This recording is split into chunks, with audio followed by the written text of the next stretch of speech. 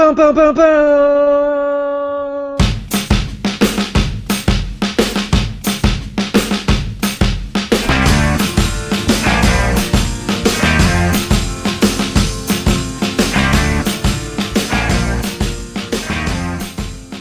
Welcome to episode 30 of SyrupCast. We made it. I am super happy. I'm really excited that we made it to the ripe old age of not quite adulthood, not quite adolescence, somewhere right in that middle part where, hopefully Snapchat and Dropbox will appeal. Synergies. It's all about connections, folks. As always, I am thrilled to have two of my favorite people with me. Douglas Soltis, how are you? Ahoy, hoy!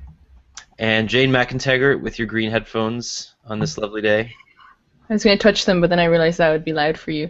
I'm great. How are you?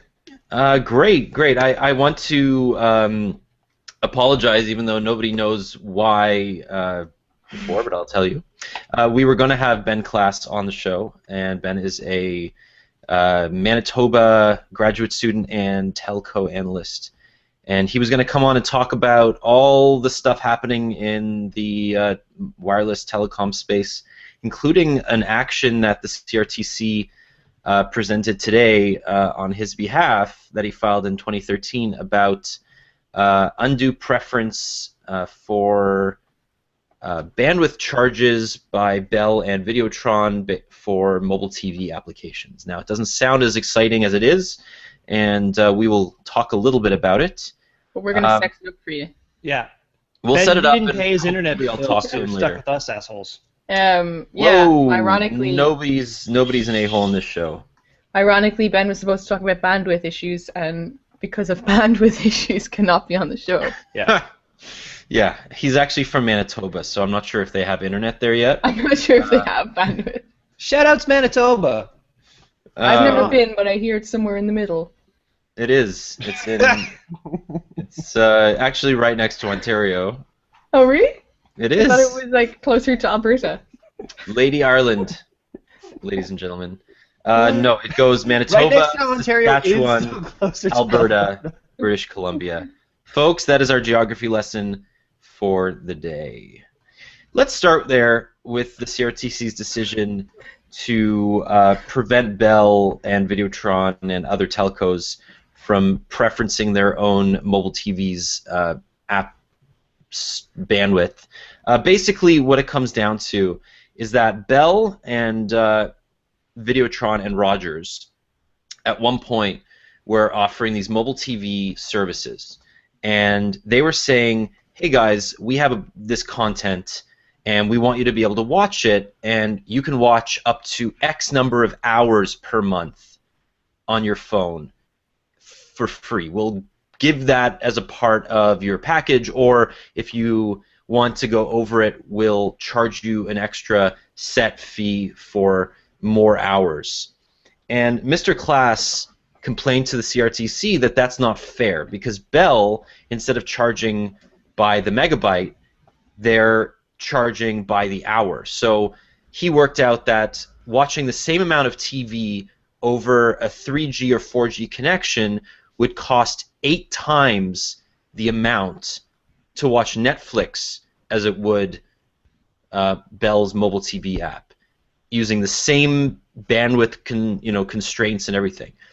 And Bell said this is just something that they could offer, that this is a value add to their wireless service that they're really happy about. But when this complaint was filed and the CRTC acknowledged it, Rogers quickly changed their mind, and they went back to the regular bandwidth first model where they counted your usage by megabyte. And Videotron later, once they updated their iOS app, they also went that way too. So Bell was the outlier, and until today, the only company engaging in that practice. And what the CRTC said, and what the chairman said, was that they support net neutrality, and the fact that Bell was not allowing its its customers to watch Netflix the same way they watch mobile TV, even though to them it was a benefit to their own customers, was going against net neutrality. So I think this is going to have huge implications, not just for those specific products, but for the whole idea of this independent body in Canada, the CRTC, supporting net neutrality down the road. Did you guys? I mean, what do you guys think of this? Is this something that you've been following at all? I think we had this conversation like middle of last year. I remember it was like one of my first days with MobileSyrup, and I remember you spent like a long time on the phone to Ben, and I was like, "What was that about?" After you hung up, and then you explained it to me, like you gave me the like explain like I'm 5 version, and yeah, like it's something that since then I've been so aware of it, like. I don't know. I can't even believe that they felt like it would be okay.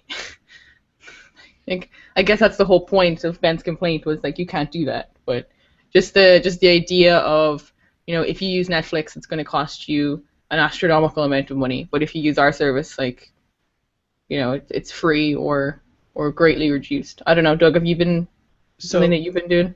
Well, yeah. So we've been tracking this. I think we've been tracking the convergence of media and mobile in Canada a lot, and I think that this kind of relates to things that we followed previously with Show Me and other things, and just that fact that you have these carriers being the media generators as well. With this, I actually think this is an example of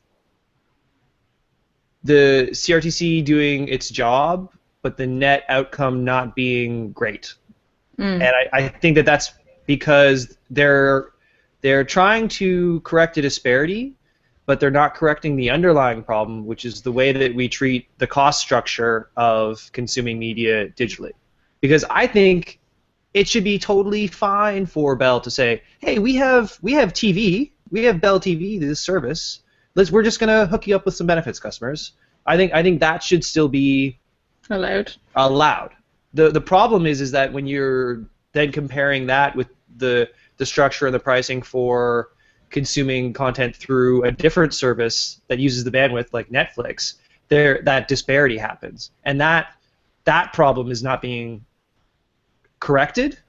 So what's ending up is you're having two people are losing out. People who were wanting to watch, you want to consume media through Netflix, are still getting shafted. There's no benefit for them. And then people who were interested in Bell customers and interested in Bell TV aren't getting that sweet hookup. They're just as bummed out, and it's because of the underlying kind of fundamentals of how we charge for these things.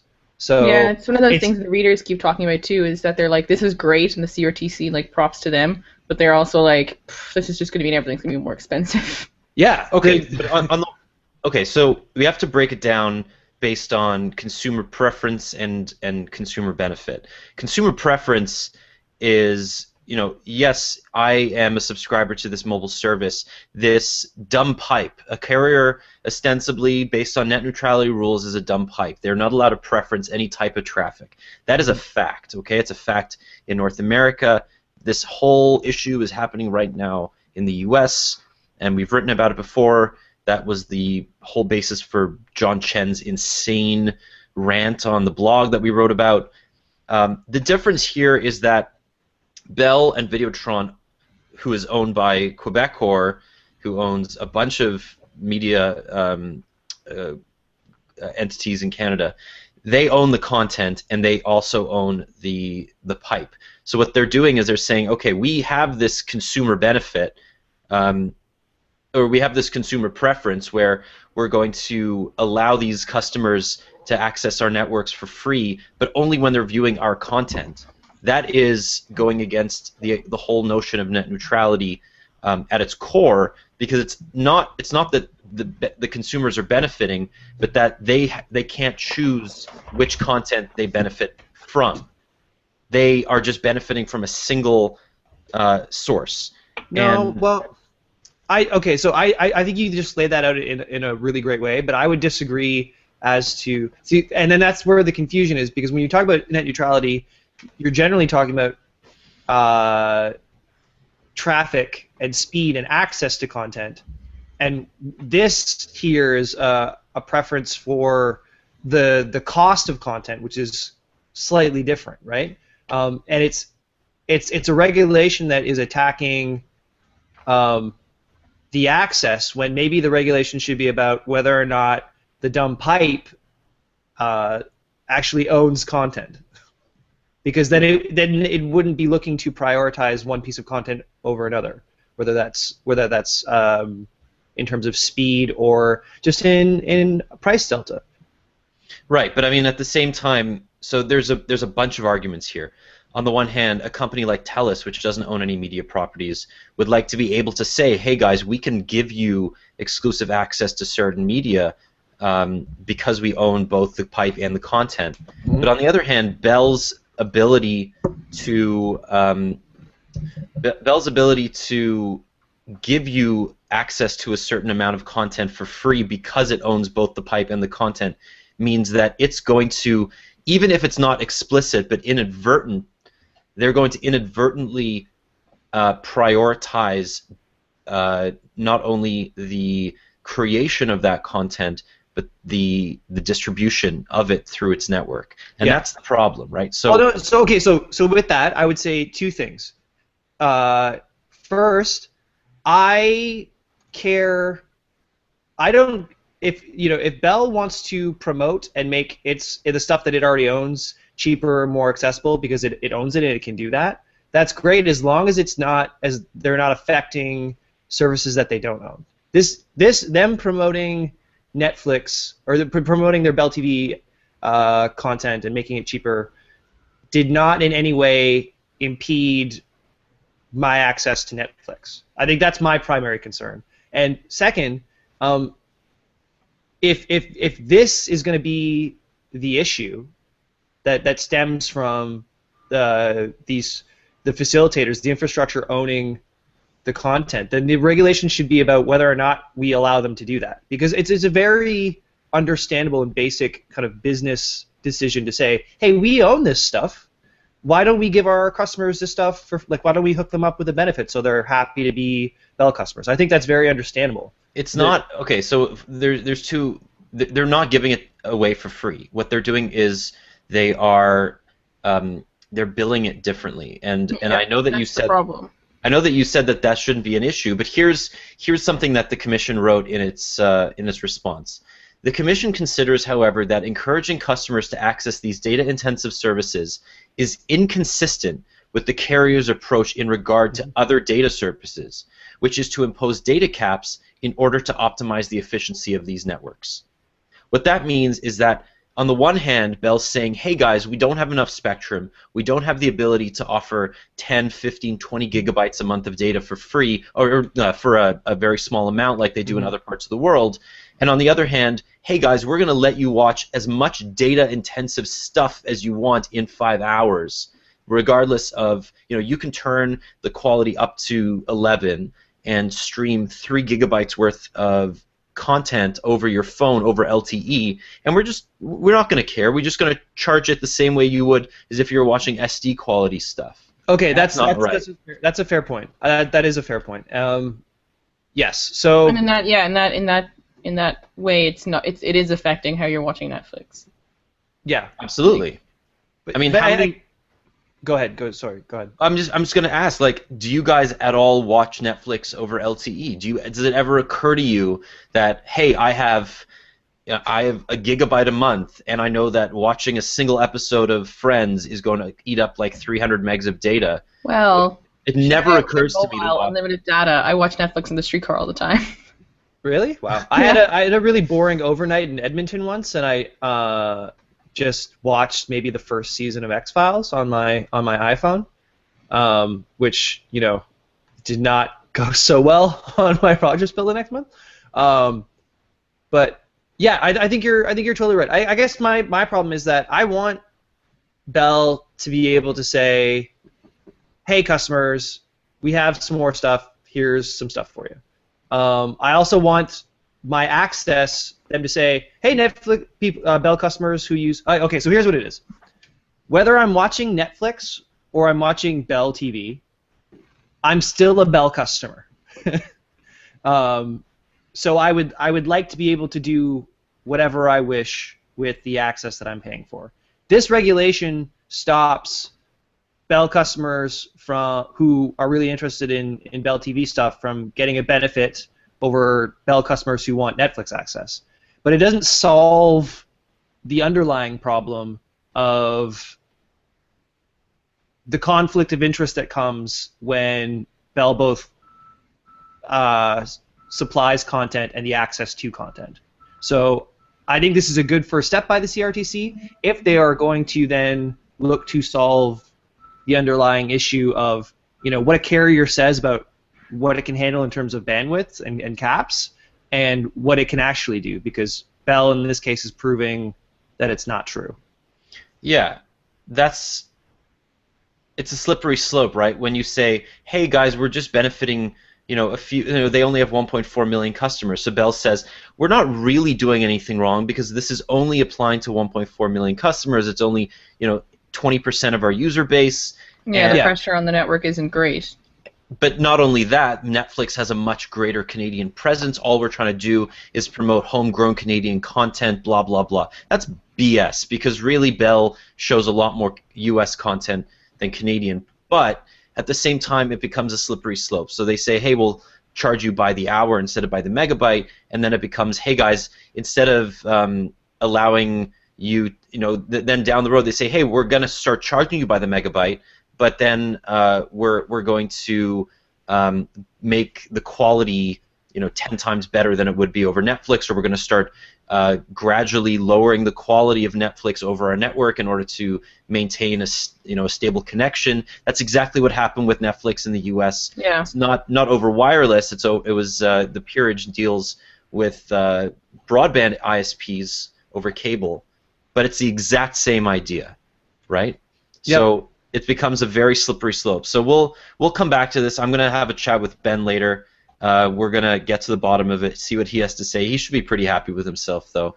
And it'll be interesting to see his take in terms of, because we're obviously, as the initiator of this, he probably has a much more specific, I guess, this was his intended outcome, right? So he must be very happy with it. But I'm very interested to hear his thoughts on, how much this actually solves, or if this is just this is a very particular battle in the war against monopolies. It's weird because it's one of those things where it makes everything more fair, but does it make everything more accessible or cheaper or better for the consumer? More fair, not more fun. Yeah. Well, the other part of it is that, and we're going to talk about this in a second, but when so Jane, you just said that you have unlimited internet over your phone, so you don't really have to think about watching Netflix on the streetcar. But at the same time, a few years ago, the idea of unlimited was this big deal. But Wind isn't really unlimited. It's only 5 gigabytes a month until they start throttling you, right? So this whole idea of offering unlimited, that's becoming a bigger problem in the Canadian the Canadian mobile space again, because Rogers, Bell, TELUS, they now offer unlimited phone calls, unlimited texts, and the only thing that they really change the price on and base their monthly fees on is data usage, right? So you have this other issue here where if you start charging people based on something other than a predetermined value, which in our industry has become to be accepted as megabytes or gigabytes, then you run the risk of alienating people who are able to advertise as unlimited, right? So Wind gets away with it because it is unlimited. It's just that after 5 gigs you get throttled. But eventually that's going to have to come to pass, where they're going to have to figure out their own issues with unlimited. Well, the Federal Trade Commission in the U.S. yesterday just I guess they dealt with this case with I think it was Tracfone. Tracfone, yeah. Small carrier, but they basically Tracfone was offering unlimited, but then throttling after a certain amount of time. And the FTC was like, no, like it's very black and white. Like if you're offering unlimited, you have to give them unlimited. And I guess that's probably why like the AT&T and T-Mobile and stuff don't offer unlimited anymore. It's because if you're gonna say it's unlimited, like unlimited is defined as all you can eat. Yeah, this is why, we're in not treating access to digital information as a utility, we get caught up in the messaging, the branding, and the packaging, rather than like the 4 core components, which are like total amount of data, speed of data, bandwidth, because as much as you talk about wind, it's not as if like the bandwidth of that works, and then like prioritization of content, and like those are kind of like the 4 pillars of that intersect around just us consuming information in a digital world. And right now there's not a lot of competition on that stuff. It's much more how can we package what we already have in different ways for lock-in, and it's kind of a ruse. It's a red herring against the underlying things that actually matter. Yeah, and we'll get to that when we talk about Rogers' Q4 earnings, because what they said is we're no longer going to talk about numbers, or we're not going to focus on volume. We're going to focus on value, and they said that as a way to, sort of force us to look away, or at least ask us to look away from the fact that they're losing customers pretty quickly. Right, so they're making more money per customer, but they're still losing customers overall, and that's going to be one of the themes in a saturated market. Most people in Canada who have a smartphone are on one of the big 3 carriers, and Wind is going to make a big Wind's going to make a big push for that, and they did that a little bit more today by committing to spend money on the AWS-3 and 2500 megahertz spectrum auctions. These are big, big auctions coming up, especially the AWS-3 auction, which starts on March 3rd.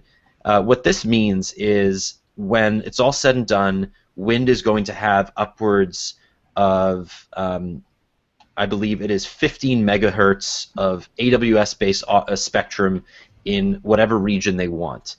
And the way it's going to work is that the government has set aside 30 megahertz of the overall 50 megahertz to accommodate for new entrants. In most parts of the country, that leaves just 2 carriers. In the biggest regions, that leaves just Wind and Mobilicity. Mobilicity is currently in dire straits, although they have gotten a reprieve from the courts to allow them to spend whatever they need to on the auction itself, but Wind will be going hard at this, and I think that this bodes well for the state of the Canadian mobile space. I just can't believe that Mobilicity, like I can't believe how much debt they're in. Like this is one of the things, like the fact that the courts granted them a reprieve and they said, yeah, spend what you have to do this auction thing. Like it's $65 million in debt. Like that's just for the deposit. That's insane. That's just to hold the keys. And like that money came from, they basically went back to like their debtors and were like, hey, can we have some more money? Like it's the same, like they signed like a second debtors agreement on top of the one that they already had. So when everybody was like, wow, Mobilicity is like broke ass carrier, now they're even more broke, and it's. Well, but that underscores the difference between people and debt and corporations as people and debt, where it's just they could write it off and dissolve, and people could lose more jobs, and there'd be an economic hit, or it's easier in this to give them the opportunity to potentially start generating and earning revenue and exist as something that then participates in the economy and fuels jobs, than to just as a regular person, like when we're just spending way too much money on phones, just declare bankruptcy, get your passport, fly to Mexico, and then just like pretend like it never happened and start a new life as a personal trainer. So, you know, Is that the plan? Is that the sole disapproved plan for bankruptcy? Yeah. The documents in my lockbox ready to go. No, yeah, so it's... Yeah, I think the debtors understand that the prospect to make money from whatever spectrum they can buy is worth far more than paying off Mobilicity's current debts or taking on a little bit more of Mobilicity's hundreds of millions of dollars in debt. I think they're up to like $350 or $400 million in debt. What's another 65? If they can actually get this spectrum and eventually sell it, because the spectrum is going to be so cheap because nobody else other than Wind can bid on it, then this is going to make their money back in spades. They're not going to be able to sell it to Rogers, Bell, or Telus. We know that. But they may be able to sell it to somebody like Cogeco, Shaw, Quebecor eventually. If that's their plan, then that's fine. But I guess, if that's their plan, then I guess that's... Yeah. Or it just feels like a dog chasing a fire engine. It's like they're like, no, we have to get to the spectrum auction. We have to get to the spectrum auction. It's like, what are you going to do once you get there? Like, what are you going to do once you have that spectrum? Well, it's going to put them in a better bargaining position for a buyout by Wind, right? Yeah. So if they can get their debtors to commit to a certain amount of money, then Wind can't bid on all of the spectrum, the set-aside spectrum. So they're going to have to either pay for it through a purchase of Mobilicity, which would mean taking on all of their debt, which is unlikely, or Mobilicity is just going to buy the spectrum, turn around and sell it, and then figure out what happens next. Maybe use some of that profit to pay off the debtors, and then dissolve the company. Because reported. I think it's more like it's still positioning yourself for a sale, and then obviously the sale price comes with the debt, right? Like that's their give us more money so we can get to this point so someone can buy us, and then they pay off the debt. Well, Mobilicity has said that they are looking for a buyer, and they have a big group of funds and lawyers and consultancies looking for somebody to purchase them. And at least this puts them in a better position if in 3 months from now they have 15 megahertz of AWS3 spectrum sitting in their back pocket. That's not bad for business. Period. It's their version of patents, to be honest. It's their only leverage. And Mobilicity is not in good shape, but Wind happens to be in a lot better shape. And I think at the end of this, we are going to have a fourth carrier with a guaranteed amount of spectrum that they can use to launch an LTE network, which is really, if Wind just augmented their current coverage in Southern Ontario, Eastern Ontario, Calgary, Edmonton, and Vancouver, and Victoria, am I missing any?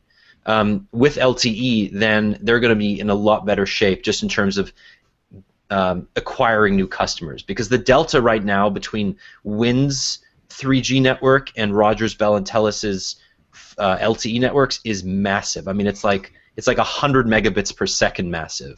Yeah, so, and even more so now, right, with the most recent news? Well, nobody is going to connect to Cat6 LTE speeds for a long time, but at least the technology's out there. So yeah, let's talk about that, because that's a really interesting move on Rogers' part. Rogers launched a Cat6 LTE network this week. Specifically, they took the existing technology that they launched last year, where they combined AWS LTE and 700 megahertz LTE using something called carrier aggregation. Douglas is putting his fingers together like a nice web. Synergies. And corporations are people. And they are now doing the same thing, but they're using their 2600 megahertz spectrum, which is much bigger. They have 40 megahertz of this, so it's 20 megahertz down, and they're combining it with 10 megahertz of AWS spectrum, and they're combining for 30 megahertz. This is super boring, I know, but what it means is that you're going to get amazing speeds of 225 megabits per second, and eventually they're going to combine 3 channels to produce 300 megs a second, and it's going to be crazy. There are very, very few 300 megabit networks in the world, and I'm as a network geek, super excited about being able to use my phone at 300 megabits a second. It's like this is 4 times faster than my internet at home. Yeah. If you're a Galaxy Note Edge Rogers customer right now, you are living in the future. Well, you are waiting for your phone. No, nobody has that phone except me. So, but when you get your phone, you will be living in the future. You will be living in the future. Send us a message and tell us what it's like. In the year 2000. In the year 2000. Oh my God! Stop. I'm not using that. I know Douglas does this thing now where he does he sings stupid songs. He hams it up. Yeah. He I'm gonna cut it in at the beginning of the show. Yeah. But I'm not doing it. I'm not giving in to you this time, Douglas. It's a lot of pressure to carry this damn Your beautiful face is not going to do it for me this time.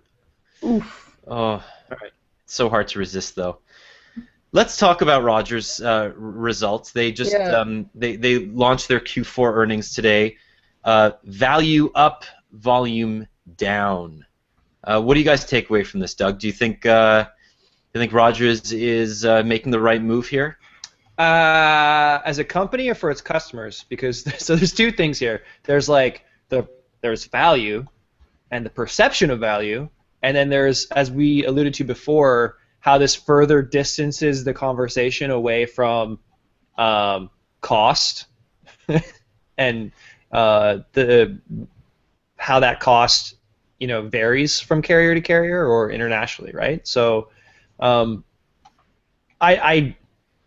if it's this, I understand why they're trying to move more to value, because they want to, A, they're losing customers, and B, they're trying to get away from, distance themselves as much as possible from a conversation about that we just, for example, had about Bell and the way that they treat speeds and competing services. But do we feel at this time their strategy is working, and will the market buy their messaging? So, just from a business perspective, their strategy is working. Their ARPU's up, revenue was up slightly. They are hemorrhaging customers because people are going to TELUS and, for some reason, Bell. I'm not sure why this is the case, because the pricing schedules from all three are exactly the same. But it just shows that people are trying to get a deal, and they're not finding it at any of these carriers. At the same time, Rogers is not. I mean, they're really trying to add value legally within the confines of net neutrality to their experience, and what they're doing is they're saying that we're going to take a hit on roaming. So part of the reason that their overall what was their revenue? It was down. I got it right in front of me here. Data revenue increased by 8%, represented 52% of total network revenue for the quarter. Okay, yeah. So revenue rose 4% to $3.37 billion, but income fell to $300 million. Mm-hmm. And the reason their income fell was because they took a big hit on revenue on roaming, and the reason that happened was because of Roam Like Home. So clearly, this is a loss leader for them, which is meant to increase customer acquisition. Roam Like Home is a great service. It really is one of the only differentiating factors among the top three carriers at the moment. Mm-hmm. And it's also a money loser. So what does that say, right? What does it say? I don't know. If that's the only differentiation between carriers, if it's color, animals, and then Roam Like Home. But what they're doing is they're moving sort of into the Apple route, right? They're not going for market share; they're going for profit. And what Guy Lawrence, Rogers' CEO, said was that they're moving to a system where they're going to be earning more per customer despite having fewer customers. And I think that they're okay with that in the long run. Obviously, 58,000 customers leaving as a net loss is not a good thing. But what they're saying is they're earning more per customer. They earned about 75 cents more per customer in this quarter than the previous one, and it's really the only route that they can take. Let's talk about that and talk about it in context of Apple, and then maybe we can talk about what Apple did this week. Because Apple cares less about market share, and as you said, is a higher margin player.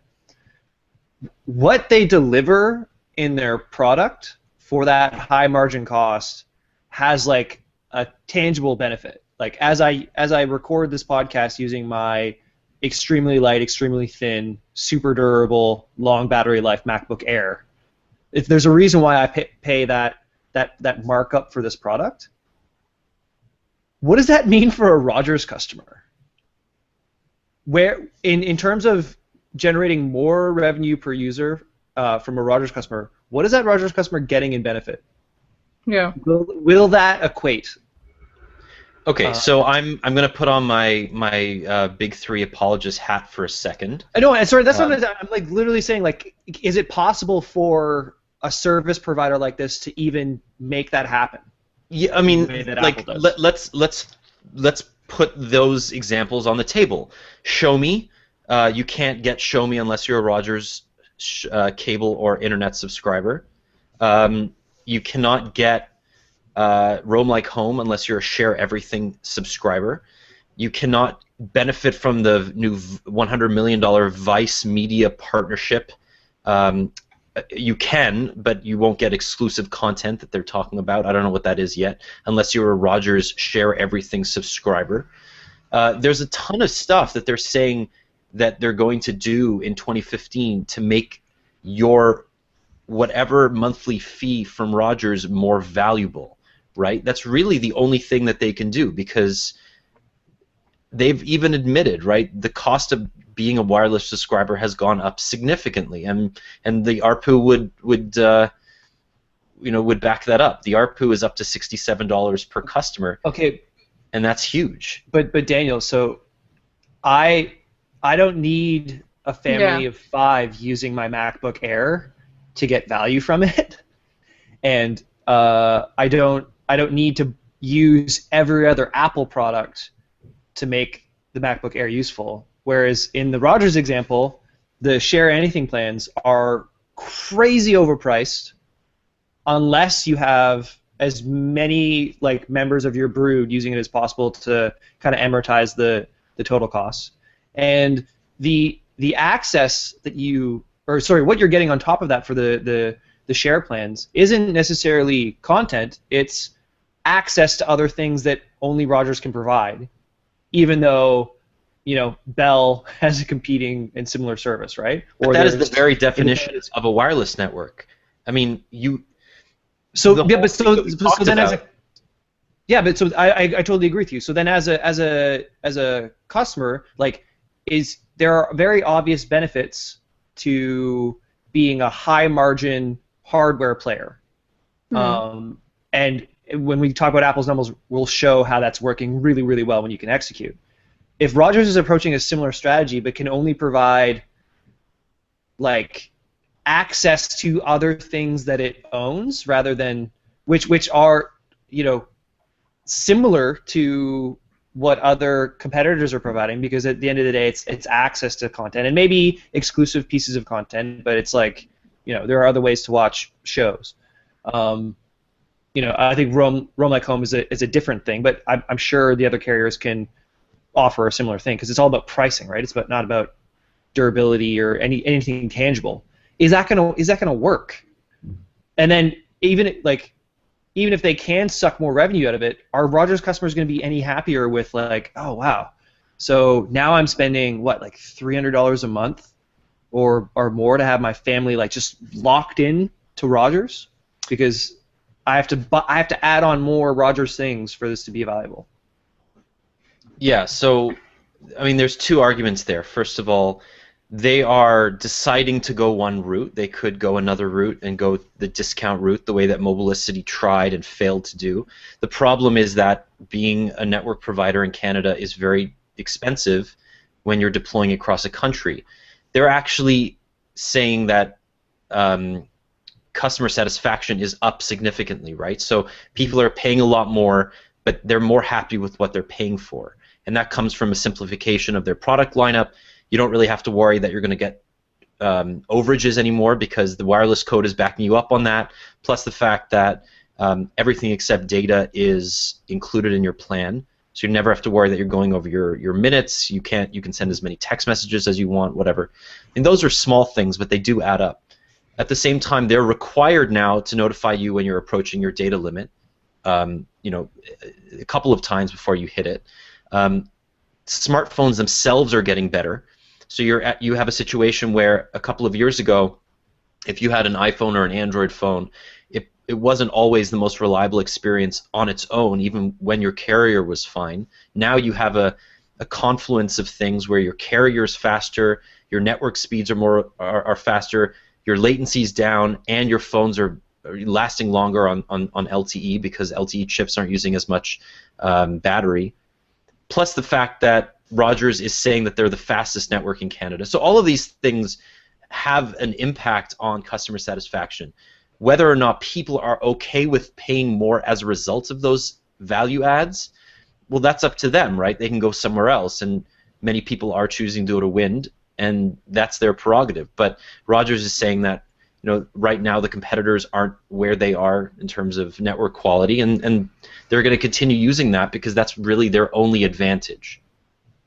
Yeah, but I think it's, I don't know, the thing that, again, maybe this is just because I come from a country where the norm is that you go and you get your plan and you don't get anything else.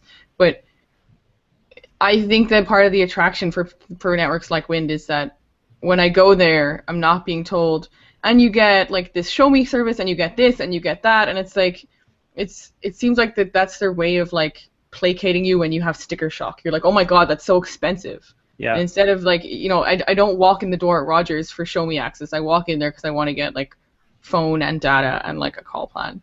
Okay. And it's ridiculous that I can say, oh, well, I drive every weekend from Toronto to Ottawa, and will I have service the whole way there? And they're like, well, probably most of the way.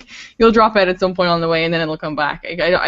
But you'll be able to watch Show Me when you get there. Like, I don't know, it just seems like people more and more don't want all the perks and the extras. They just want phone service.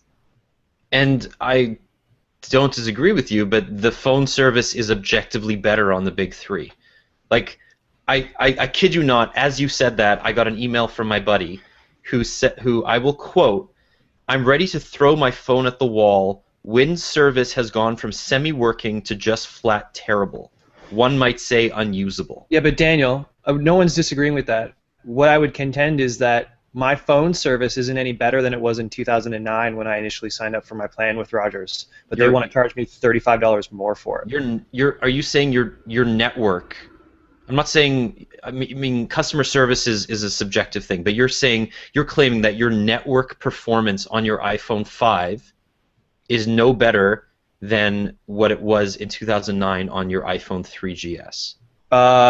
No, it was not 2009. I should say 2011. So 2011, when I started to become a Rogers customer with my 4S, there is no the improvement to service does not equate to what they're charging for what they say is improvement in service with my iPhone 5. I completely disagree. Like, I could not disagree with you any more virulently than I am right now.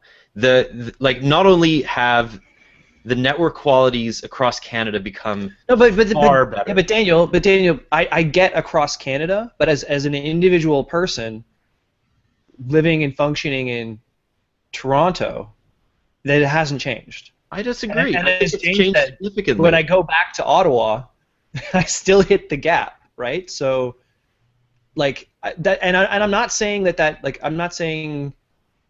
I guess what I'm trying to do is equating it to Apple is that when you're providing service and access, it's a harder argument to make than just saying, here's the shiny hardware product. This is why we spent more to design it. It has better materials. It works better. It's lighter. Like, because you're talking about amorphous things that not every Rogers customer can experience in the way that every Apple customer who buys the hardware product gets the same experience of.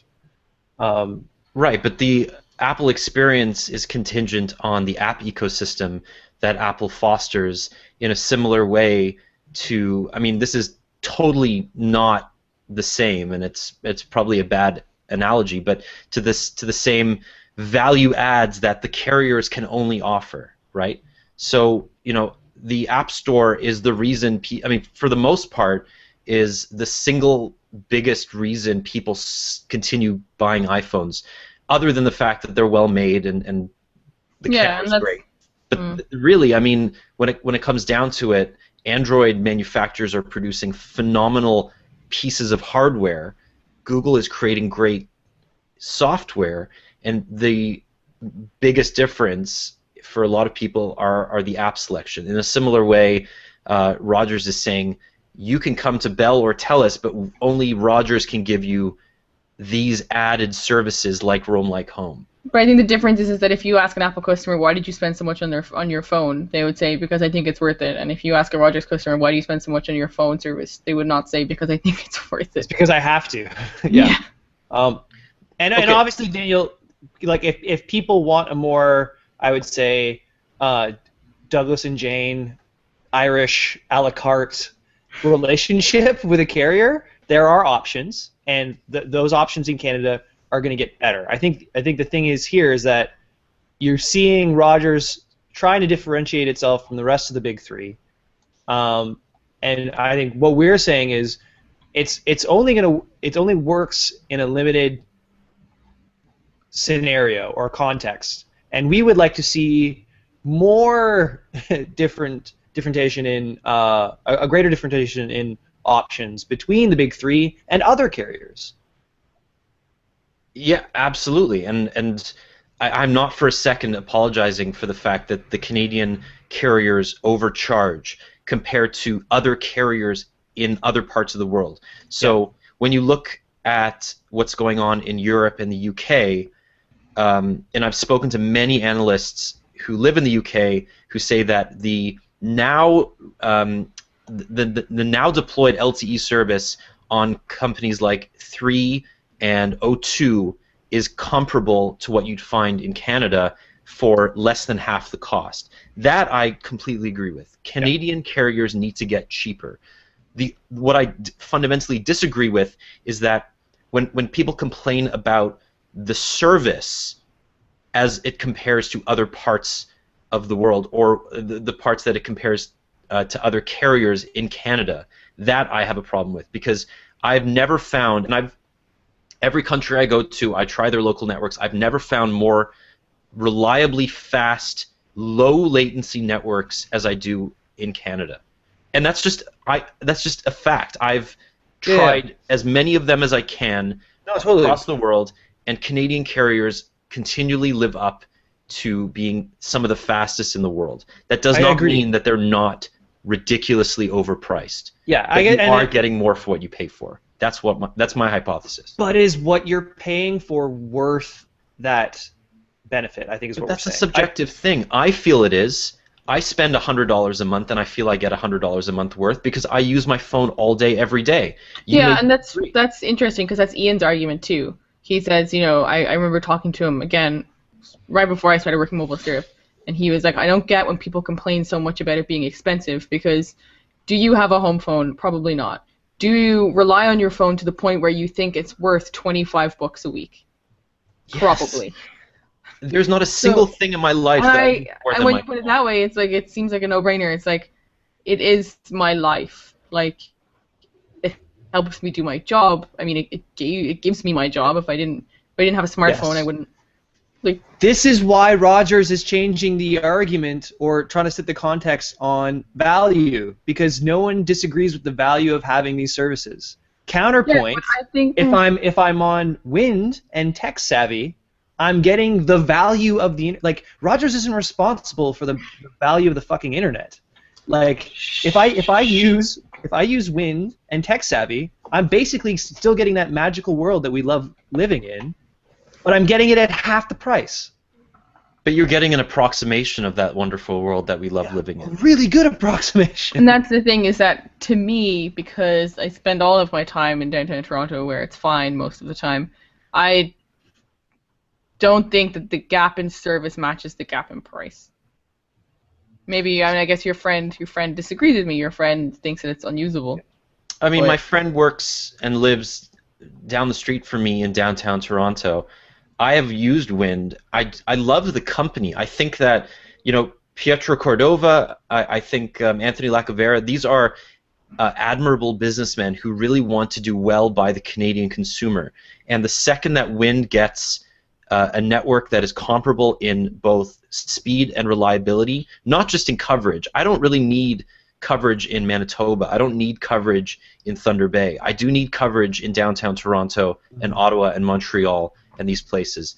And until Wind, or at least until Wind offers a decently priced unlimited 3G or 4G roaming package, which they're getting there, and hopefully the CRTC will start regulating that and make sure that Rogers and Bell and Telus have to give them good rates for 3G roaming, which is going to happen in the next few months, then we can get on our way and I can use Wind. But until that time, I feel like I get better value from Rogers than I do from Wind. I mean, that's tough. fine. That's and me. And if we pulled like 100 customers or Canadians just across the country, where their location would directly impact this, right? And I think the initial comparison that I was trying to make is, and it's hard for Roger. I understand why they're doing this. It's hard for them because any one of those 100 Canadians we would pull who bought an iPhone would like the iPhone doesn't change as you move across the country, but Rogers and that value equation does change a lot, or even across our city, right? Like go east of Yonge Street. Just stand on Church and try to get a call on Rogers or like any carrier. I don't know what it is about Church Street. It's really weird. You and I have very different experiences with our. I don't have. Yeah. Okay, so we have very different experiences. That's my point, right? We've had whereas the two iPhone 5s or iPhone 6s, ignoring Bengate, are exactly the same. Whereas we can move across the city using Rogers and have very different experiences. Yeah, but I can move down the street on Wind and have two different experiences because... Yes, any carrier. Yes, any carrier, which is why being a high-margin, high-value carrier is not the same a difficult proposition. Yeah. No, absolutely. And the carriers have they have a problem right now because they need to prove to their investors that this market has room to grow. Mm-hmm. And they have a problem where they have to continue investing, and they're going to spend a lot of money investing in spectrum over the coming year to grow their network and to prove that people can have a better experience on their network when most of the time it doesn't really make a difference. So... yeah, we'll come back to that because I mean, in the next few months, there's going to be a lot of talk about this stuff. Let's talk about Apple because Apple released its earnings this week, and it was the most profitable quarter for any company in history, with $18 billion in profit. I mean, we're talking about Rogers here, which had a $3.2 billion quarter in revenue and a $300 million quarter in profit, and then we look at a company like Apple that made $75 billion in revenue last quarter alone. Wow. Just absolutely wow. Just from this quarter, they could buy like Tesla, SpaceX, Uber, Slack. Like they could just buy like the next 100 years of what they're going to be doing just from the profits of this quarter. The biggest and most mind-blowing stat that I read was that the currency fluctuations that affected Apple's profit were amounted to more money lost than Google made in profit last quarter. So the fact that the U.S. dollar strengthened by 5% lowered Apple's potential revenue by more than Google made in profit last quarter. It was $3.3 billion compared to Google's profit, which was $2.87 billion. I mean, the numbers are absolutely staggering. and it just speaks to the fact that everybody considered Apple to be down and out, especially who needs another bigger iPhone, but everybody apparently needed another bigger iPhone. So, do you think in some way that Apple's numbers are bias? Yes. Oh yeah, totally bias. Okay. I'm bias. You're bias. Jane bias. MobileSyrup. $18 billion can't be wrong. No, and the most incredible stat, aside from the amount of money lost to currency fluctuations, is that 85% of iPhone 6 users were not upgrading from other iPhones. They were coming from Android and other smartphones. 85%. I mean, think about that for a second. It's just like mind-blowing to consider that the second Apple released a 4.7 and 5.5 inch iPhone, Android users are like, okay, screw it, I'm out. See you later. If you have a big screen smartphone and I have a big screen smartphone and people like my big screen smartphone, I drink your milkshake. What? That was a pretty good impersonation. That was like. I don't even know what that is. Does that count Chocula? It's Daniel Day-Lewis. On what though? In what? Last of the Mohicans, Jane. Oh, what I thought year it was that? There Will Be Blood. No, of course it's from There Will Be Blood. Okay. There was no milkshake technology in Last of the Mohicans. There was no Hey, milkshake technology in. Oh, there was. I know exactly what you're talking about now. It's only one of the greatest scenes in the history of cinema. Oh, that's so good. Paul Dano just like looking terrified. Yeah, because he wanted his milkshake. So good. Man, I'm gonna go watch that movie tonight. I've never seen it. Oh, you should. It's amazing. Paul Thomas Anderson. That was his last coherent movie. Ooh, shots fired. The Master was not coherent. Okay, whoa. We're going into MobileSyrup After Dark here. We gotta talk about Apple revenue. Okay, sorry. He did make Inherent Vice. I haven't seen Inherent Vice, so I apologize to PTA. I have not seen it. But, Such film bias. But There Will Be Blood is one of my favorite movies ever. Well, it's the best movie of the 21st century for sure. Now, okay, so where does Apple go from here?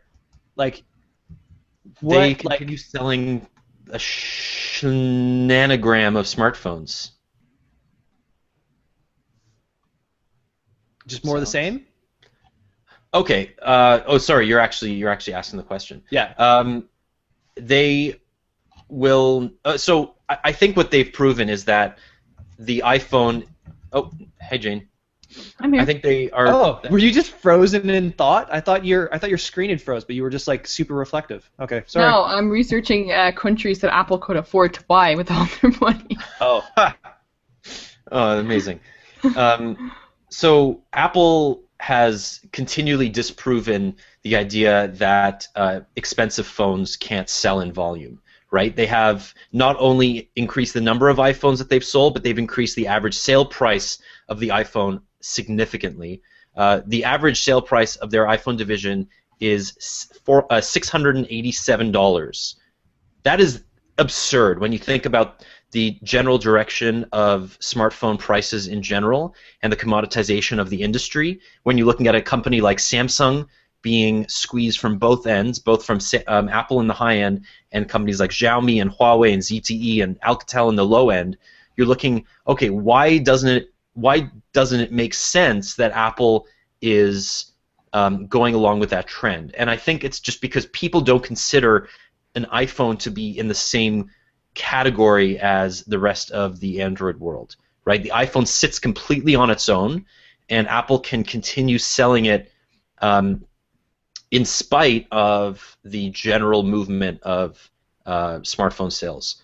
And I think a lot of that has to do with China, right? We talked a lot about how important China is to Apple. A lot of their iPhone revenue this quarter was from China. And did they sell more in China than anywhere else in the world combined? I think so. Their iPhone revenue was $51.9 billion, and I think their China-specific revenue was $16 billion. So okay. I don't think it was more than everything else combined, but I think it was a significant number, especially considering that China is is still considered a developing market. Yeah. You know, they could buy the Bahamas for not very much money. It's only 8 billion. Oops, sorry. Only GDP. 8 billion? What? GDP of 8 billion for the Bahamas. Well, it's not a big country. Well, they could buy Jamaica and the Bahamas.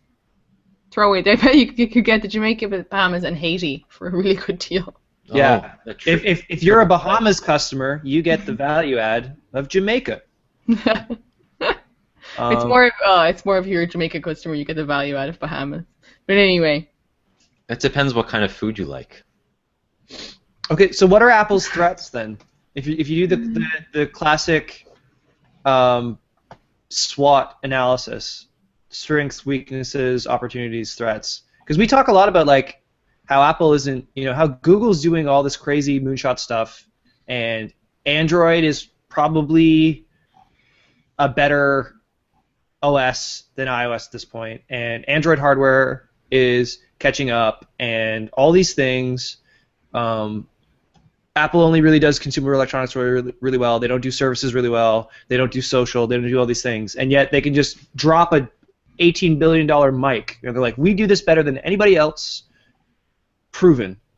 What can disrupt that? Because there was a point in time. This is the first time ever that Nokia has sold, what was it, less than 100 million smartphones worldwide, while Apple is now doing that. I just saw Tomi Ahonen, our resident. I hate everything that Stephen Elop did to Nokia, and Nokia used to be glorious. Like, Apple is now as dominant, Apple has now sold more iPhones, than all the Nokia phones ever sold combined. That makes more sense. Nokia hasn't sold 100 million phones in many, many, many quarters. Maybe this is the first 5-year. Yeah, I can't remember what it was, but I'm definitely certain on check Twitter. Tony Homan, he's great. But I'm definitely certain that Apple has now sold more iPhones than all the Nokia phones ever sold.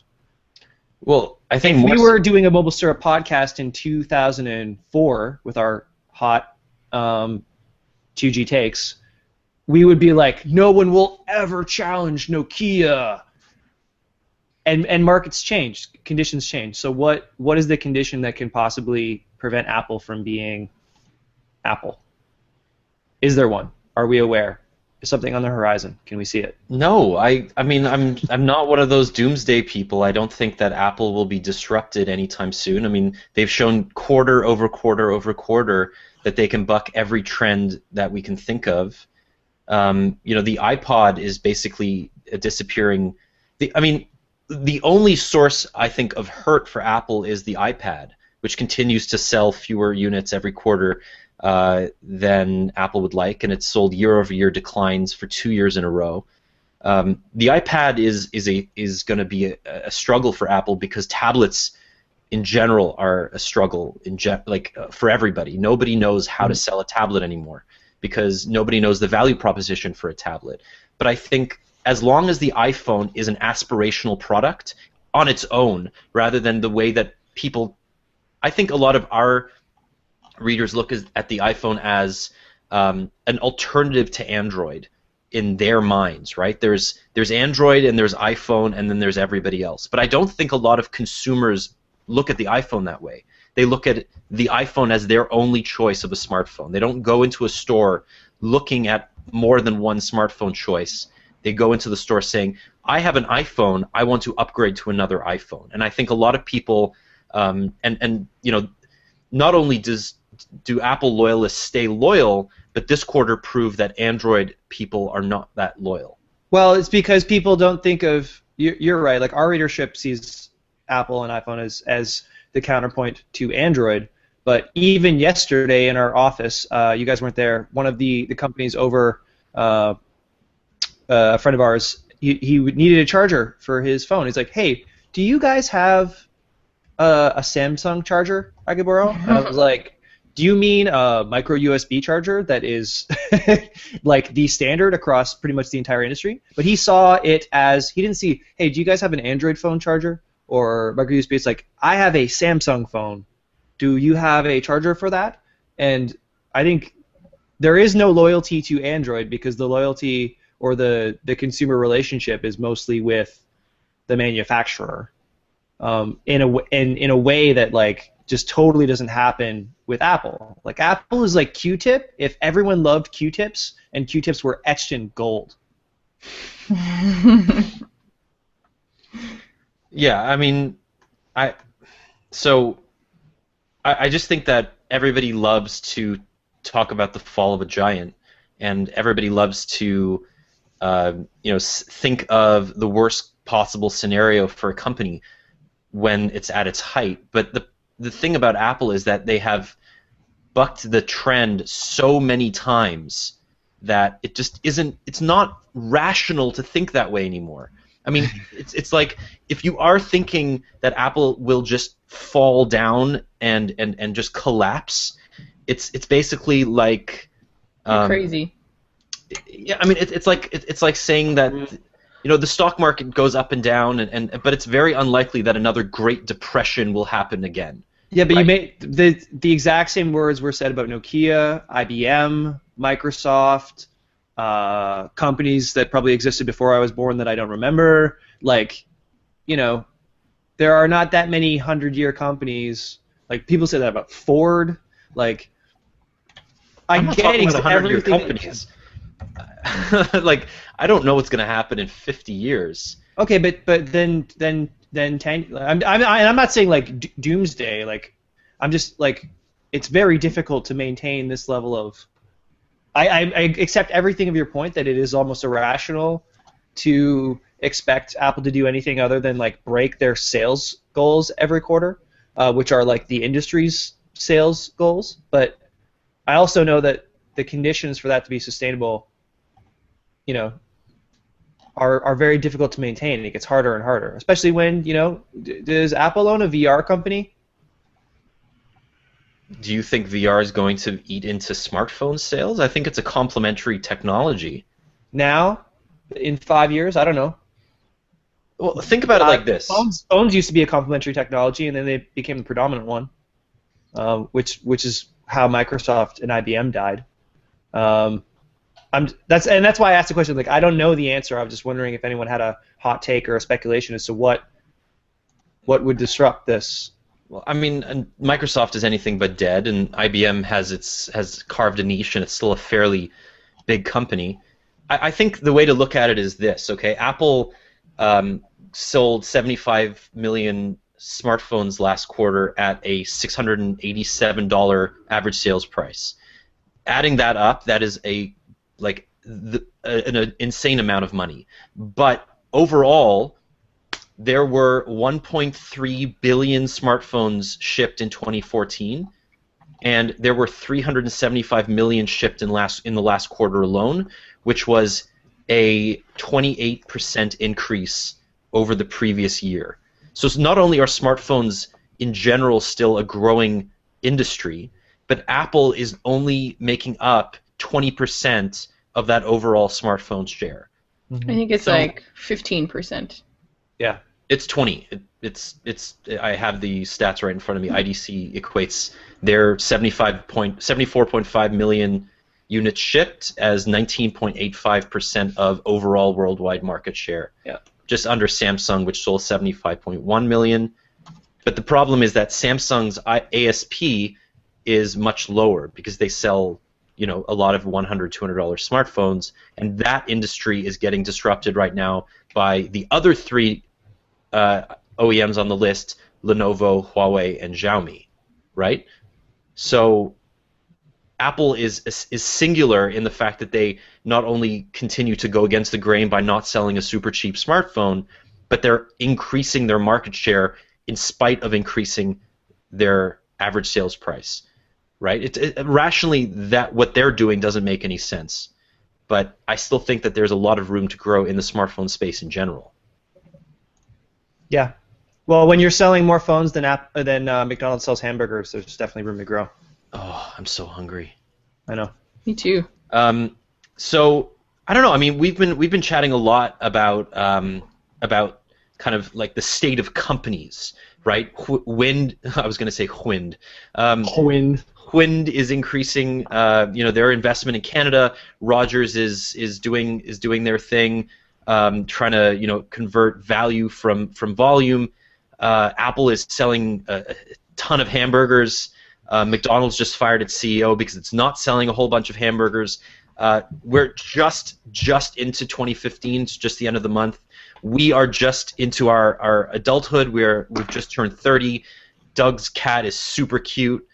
We have such an exciting year ahead. I'm so happy to have you guys with me. We're doing just a plug because Douglas, you're the man on BetaKit.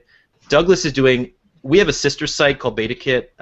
It covers the startup world in Canada. We've had 2 huge, and I mean like ground-shakingly huge scoops this past week, all because of this man, Douglas. You are doing good. Check out BetaKit if you haven't. It's a very different vibe to MobileSyrup, really. Like it's totally different, but it's worth it if you're interested in Canadian tech and Canadian startups. BetaKit is the place to go. Douglas, we keep it 100 in a very different way, but not just me. A whole team of writers breaking news, and then also covering some stuff that you might be interested in. If you like your phone, but you like other technology beside your phone, and you want to know what Canadians are doing about that, BetaKit is for you. Yes, and Jane and I make some guest appearances on the kit every once in a while. Mm-hmm. Yep. Because we're all a happy family. We're all about that kit. No trouble. Are you saying synergies or sandwiches now? Both. I thought you were like sandwiches. Sandwiches. We're so hungry. It's 12. We have to go eat. Yeah. All right, kids. Just wanna shout out to everybody. Jeff Broussard, thanks for your amazing comment. But don't call us mobile suckers again, please. That was not cool. Jeff. Well, Jeff, Doug's a mobile sucker. No, I don't feel bad about not shouting you out the last few weeks. You're kind of a jerk. Shout out to everybody who listened to the podcast. We're growing. We're not growing as quickly as we'd like, so tell your friends, but we are growing, and I love you guys for listening. Simultaneous substitution. Last thing, CRTC just said that starting in 2017, Canadians will finally be able to watch the American ads on the Super Bowl. So, yay. Amazing. Talk about that next week. Thanks again for listening. SyrupCast 30, we're out.